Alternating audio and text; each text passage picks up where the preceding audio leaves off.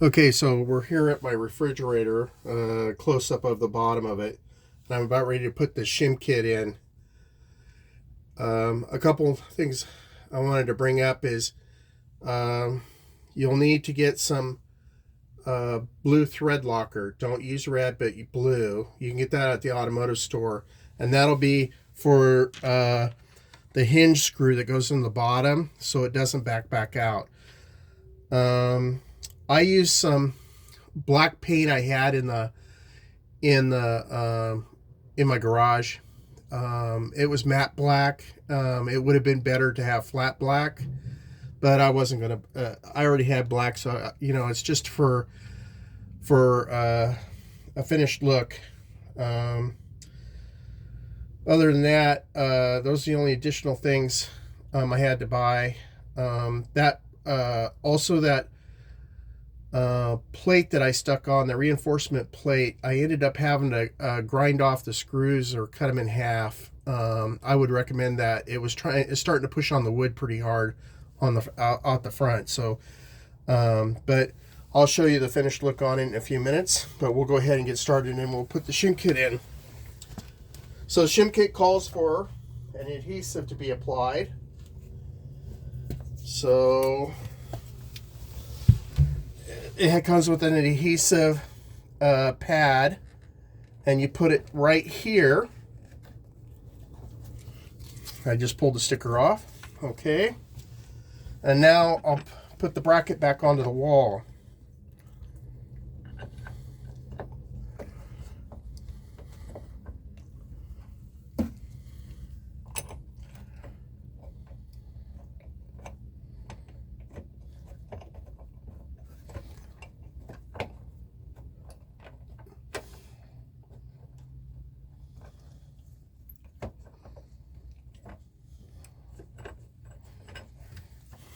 Okay, get that started.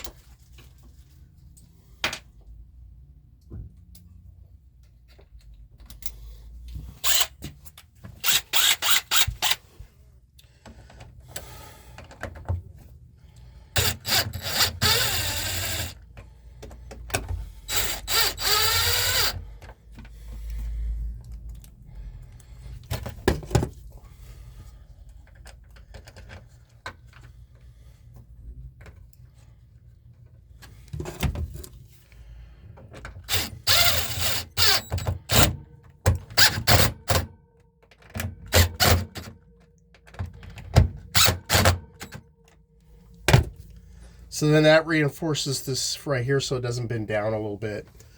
So that's about it. I'm ready to install the door.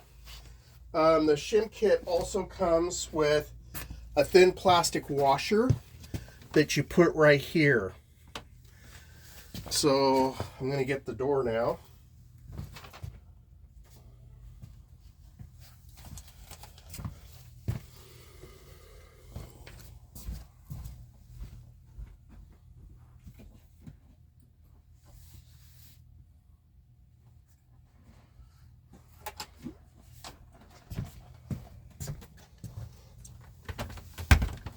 Carefully get this put up there,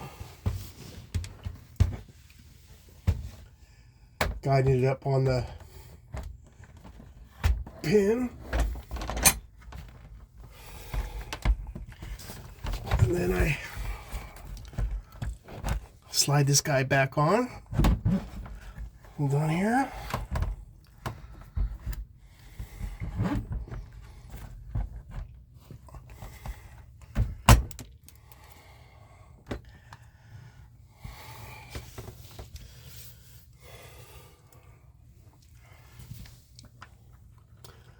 Then you put a couple drops of blue thread locker on it, and then you screw this guy back on.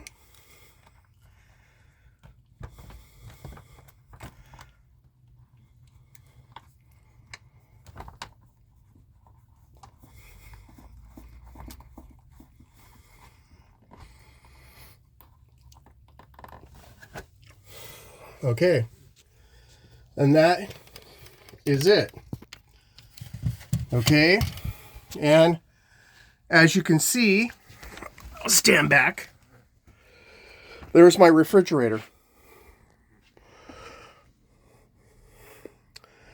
And you really can't notice those screws too bad. They're right down here. And then there it is, all repaired. Sorry about that. And you can see the repair that was made. And you see what I've told you about the difference in the color. You can see the dark versus the light. I should have used a flat black, but that's okay. And then I had those brackets. Those two screws are the ones I had to shorten right there. But the door is repaired and it's back operational.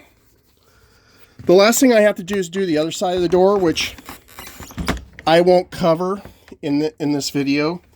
But again, remember, as part of this kit, it comes with the shim.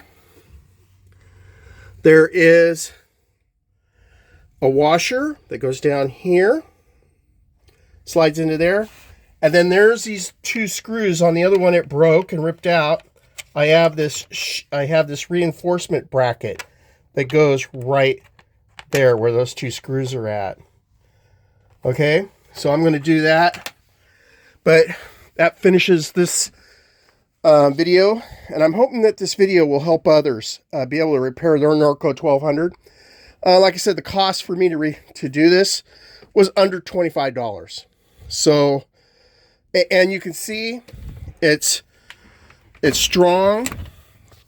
It actually, I think it's better because it's sandwiched through the wood, and that on that hinge, T-hinge, so it'll never ever come out. I don't have to ever worry about this falling back down. And I really think that I didn't need that reinforcement, but I went ahead and put it in anyway. But that's it. But that's it. I hope you liked the video. And if you have any questions, you can reach out to me. I'll be glad to answer them down below. Anyway, thank you.